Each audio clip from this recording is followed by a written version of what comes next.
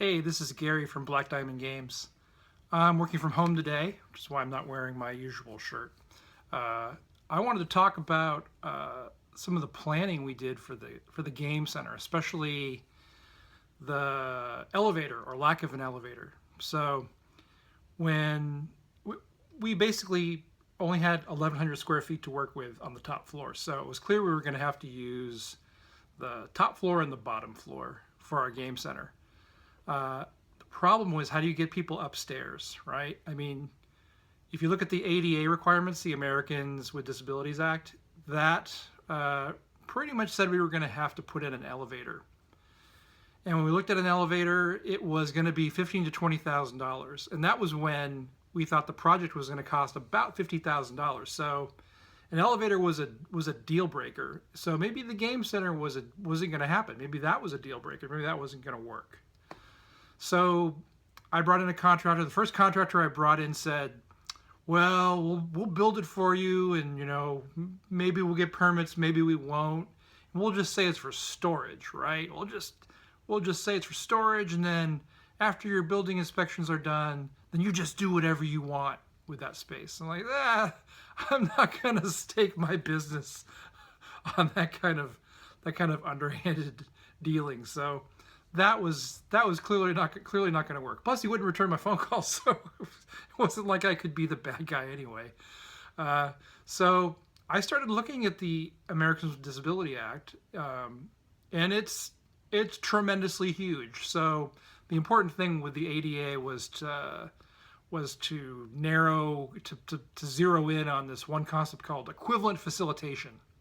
And equivalent facilitation basically says, I don't have to give you exactly the same access, but I have to give you something equivalent, which under the law sounds really wrong, right? It sounds like 60s segregation, where it's like, I don't have to give you, I don't have to let you drink at the whitewater fountain, but we'll have a Negro's water fountain, right? And that's equivalent, right? Well, that sounded really terrible, but under the ADA, that was law, and it made some sense, right?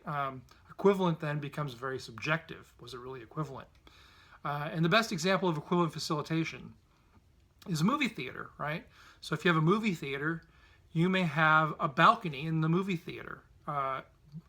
So how do you get people in wheelchairs to the balcony? Well, according to equivalent facilitation, you don't have to. You buy a ticket. The promise is, we will give you the movie experience that you paid for. We don't guarantee you can do that in the balcony, but you will get that experience. That's equivalent.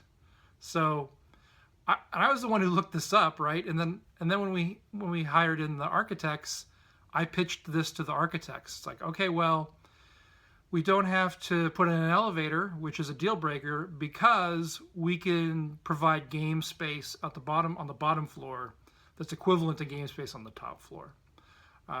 And they thought that was reasonable, and they pitched it to the city when we tried to get the plans approved, and the city thought it was reasonable, right? It's dangerous. It's a dangerous thing to do, and the reason is because of the way the law is set up.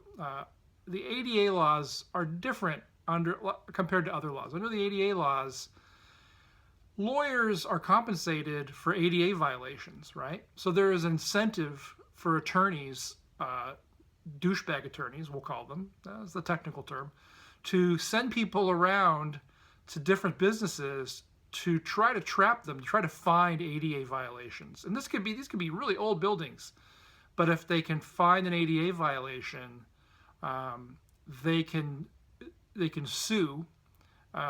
This is usually settled out of court, and the situation is fixed. The problem is fixed, right? So, but there's a mandatory fee. They get thousands of dollars for every one of these violations. So, yeah, these things get fixed, but really it's a moneymaker.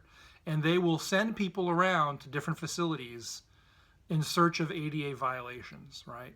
So, and ADA violations for things that we build are really unclear under the law who's responsible, whether it's the landlord or the builder or the tenant.